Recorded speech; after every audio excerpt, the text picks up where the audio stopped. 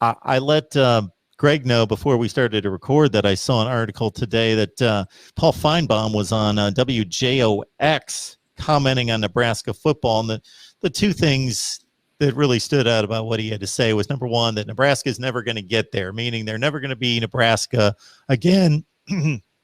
That he actually stated that he made the comment when Frost got the job that he was the guy that would get Nebraska back to championship standards. But he's now made the evaluation that that's never going to happen. That's a long time, never. Then the other is that Nebraska fans are delusional. And I don't know that he really expressed why they're delusional. I think maybe thinking that there was a little explanation there that he didn't know exactly who replaced Tom Osborne, that it was Frank Solich he was speaking of, but that, he had a pretty fair record there at Nebraska. Of course, went to a national, was it Solich or Callahan coached in that national championship game in 01? That was Solich. Yeah, that was still Solich. Okay. Then Callahan came in like 02 or 03. Anyway, so that was still Frank Solich, and that Nebraska ran him out of town, even though he posted some good records. So that was Paul Finebaum. I don't know what prompted him to talk about Nebraska football this week, but he left the SEC to pick on Nebraska, I guess, this week. Well, it's obvious that he knows nothing about Nebraska and Nebraska football. If it's not inside the state of Alabama or Tennessee, he doesn't know anything. So, I don't think – I'm sure he's never been here. He's never been to a game here and has no idea what he's talking about.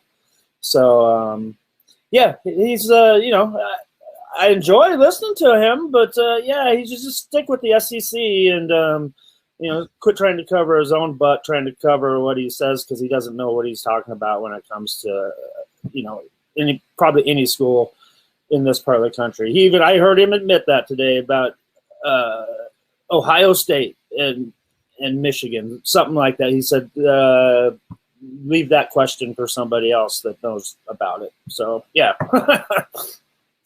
I wouldn't take that for what it's worth at all. I like Greg Peterson. He does a nice job. Thank you, David. Thanks, David. I guess it's just me. Tim79 is asking the question who we would take as a head coach, Frost or Fleck. I guess I can lead off with that one. Yeah. PJ Fleck, Scott Frost. Okay, well, they've both been successful. We know what Scott Frost did it, and they've been successful in similar ways in that Scott Frost took over a UCF program that went 0-12, and of course, he left with an undefeated season, having defeated Auburn in the Peach Bowl. He did a tremendous job in just a couple of years of completely revitalizing that program, and it's pretty much lasted till now.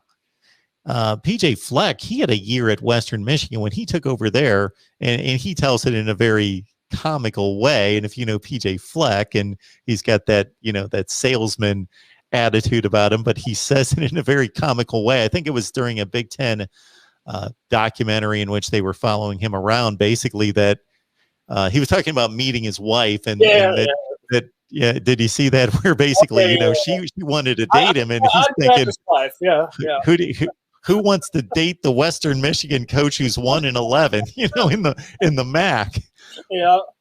But incredibly, to that guy's credit, they had the worst recruiting class and the worst team in the MAC when he got there. And by the time he left there, for Western Michigan to be playing Wisconsin in a Cotton Bowl and playing them within one score is just crazy to think about. Western Michigan playing in the Cotton Bowl, and also that they had like 3 consecutive years running the best recruiting class in the MAC. And then, of course, he goes to Minnesota, and not a super difficult place to win, but not an easy place to win either. And certainly, he's going to have to build upon what he did 2 years ago. It's just 1 year. It might be an aberration, but I don't really think it is. I think, as we've talked about here, I think it's going to be fascinating to figure out and see who is fighting it out for division titles between Wisconsin, Minnesota, Iowa, Nebraska, Northwestern. So yeah, I think you hit the nail on the head. I mean, he's put Minnesota in that conversation of that's just not another ho-hum game that just mark that one down as a win because it's Minnesota.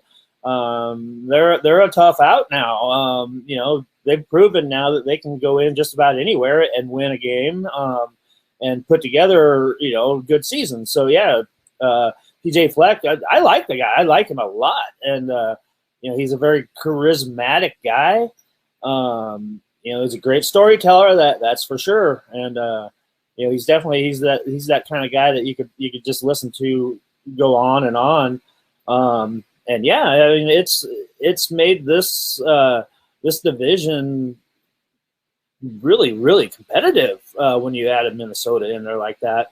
You just had Northwestern. They won the division, and you throw in Wisconsin and Iowa. They're not going anywhere either. So yeah, I mean, I think this is going to be this year, especially.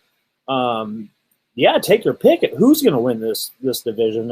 It looks like it's going to be a really tight race with about anybody can win it. And then you throw in Brent Bielema at Illinois and see what he can do there. So, yeah, we'll see. You forget about Purdue as well. So, yeah. Yeah, I just went through the teams that are currently winning, but it's not that Purdue or Illinois could not get into the fray. Illinois just built a nice football facility. And like you say, Brett Bielema is a proven winner in the Big Ten. And it looked like Jeff Brom was really taking off and doing something his first couple of years at Purdue, and they've leveled off the last 2 years. But of course, 2020 was a bit of a throwaway for most teams, only playing 6 games. Yep. George is asking, who owns more national championships, Nebraska or Georgia? I just looked it up to verify. I think I would have nailed this on the head, but Georgia's got 2, 1942 and 1980. And Nebraska, of course. And of course, college football fans understand that when we start talking national championships, it's not like counting up Super Bowls. The number of them are disputed and require some context. But basically, Nebraska's got 5 national championships. Those in 1970, 71, 94, 95, and 97. And then there's a few out there that they could claim if they wanted to, kind of thing. They're hotly disputed. So that's your running total there, Georgia, between Georgia and Nebraska. That's an odd comparison there. But and all those Sears trophies are proudly displayed inside the doors when you walk in Memorial Stadium. I bet they are, and they should be. Yep. Absolutely. Those 90s teams were, my goodness, they were some of the best we've ever seen. And it came after years and years and years and decades of dominance, but since that 1971 team not being able to get over the hump. So I'm sure the elation in Nebraska when they won that 94 championship over Miami must have been something else.